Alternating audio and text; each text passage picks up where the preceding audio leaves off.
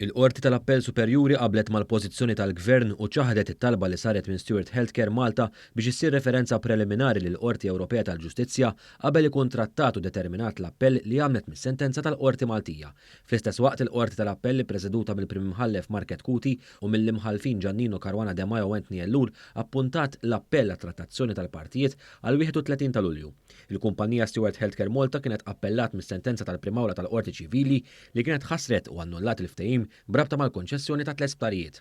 Il-Qorti tal-Appell Superjuri iddegradat 9 rikorsi marbutin mal-appell li kien tressaq minn Stewart Healthcare Malta minn sentenza tal-Primawra tal-Qorti Ċivili li kienet ħasret u annullat il-ftehim brabta mal-konċessjoni ta' 3 sptarijiet.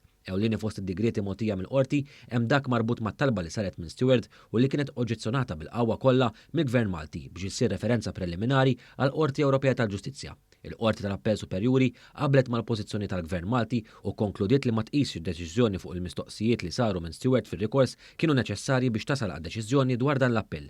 L-istess kif kien miċħud rikorsi preżentat minn Stewart biex jingħataw iċ-ċans li jagħmlu kontroreplika. F'digreti oħrajn il-qorti ma laqetx it-talba li saru mill-partijiet biex ikunu preżentati aktar dokumentazzjonijiet u sfilza d-dokumenti li Stewart ippreżentat abbużivament. Fl-istess waqt laqet limitatament talba minn kumpanija distinta Stewart Healthcare International bbażata fi Spanja bilan li stabbilit l-interess tagħhom f'dawn il-proċeduri. Il-Qorti tal-Appell Superjuri appuntat l-appelli għasmih biex tisma' sottomissjonijiet bil-fom mill-partijiet għal 31 ta' Lulju fejn il-partijiet ingħataw nofsija kull wieħed biex jitrattaw il-każ. Apparti l-appell quddiem il-Qorti Maltija hemm ukoll arbitraġġ internazzjonali quddiem il-Kamra tal-Kummerċ Internazzjonali fejn il-Gvern diġà rebaħ, inkluż bi spejjeż arbitraġġ internazzjonali ta' emerġenza li tressaq mill-grupp ta' kumpaniji ta' Stewart.